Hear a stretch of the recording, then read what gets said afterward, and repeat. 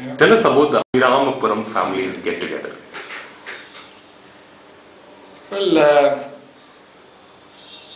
it has been going on in our minds for quite some time that we should, as a family, meet all the people within the family, because over a period of time we seem to have lost touch with many of the new generation side.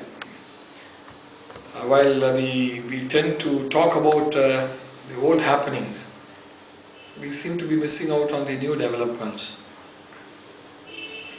When I say new developments, I mean additions to the family.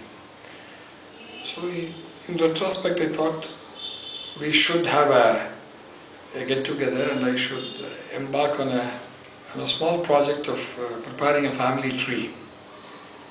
And then try and get in touch with all the families who are a part of the Abhiramapuram family. It is definitely not a small project, having known about it. So tell us how many, how long, when did this idea strike you? About 4 months back, we started to think about it 4 months back.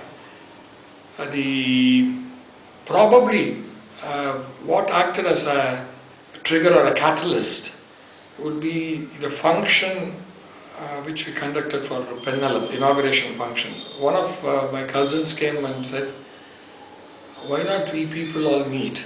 Then I said, I'm also thinking of something like an Abhiramapuram family meeting. She said, "It's a wonderful idea. Why don't you get it organized? We'll all be there." So that gave the impetus, and we started to move on. So then I said, it should not be amateurish, it should be done with some professional handling. And we got in touch with people who would help us do that, because this is going to be a document in history. So it's done the best. When is the get-together taking place, ma'am, and where is it taking place? It's on 28th February at Valiamai Hall in the MRC wedding building complex, and it'll be around between 5 and 6, and so to create the traditional village atmosphere, that's what we are working on. I think I'll keep it as a suspense and shouldn't let out too much on that. Yeah. When you first heard about this idea, what did you feel about getting generations? So how many generations back are we going? Would you like to touch upon that, sir? It will be around 6 generations. From me upwards, it would be my father, my grandfather, his father, that is my great-grandfather, his father, that is my grandfather's grandfather, great-grandfather, and then his father. So it will be 6 generations above me, and at least 2 or 3 generations below me. So it will be around overall about 9 generations together. Have you ever seen an attempt like this happen before? I would imagine so. In fact, in the Hindu recently, I saw a family from Chennai who have been doing this, I believe, about 150 years now. They have organized a get-together. It's called the Appa family, A-P-P-A-H, Appa.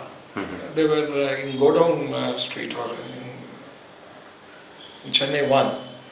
And they have embarked on a project like this. It had appeared in the Hindu, but that I came to know much later than I had thought about this project to go forward.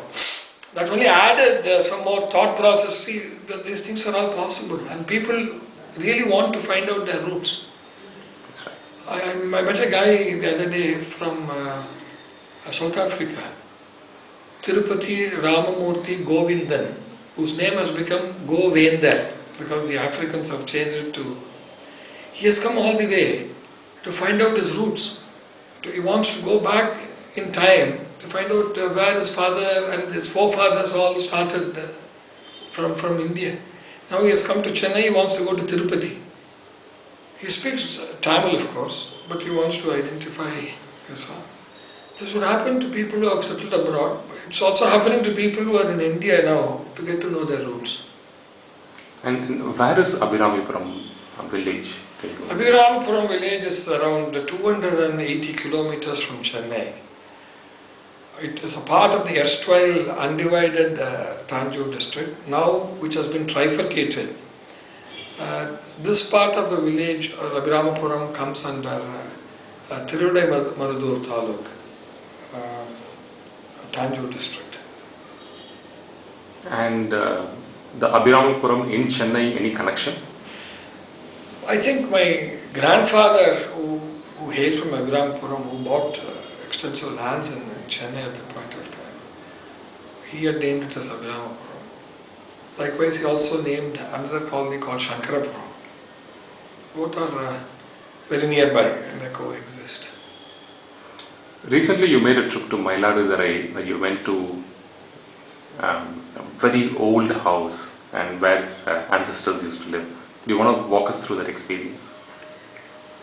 Yes, it was a really huge house, and which has started from one end of one road and ended at the other end of the road behind.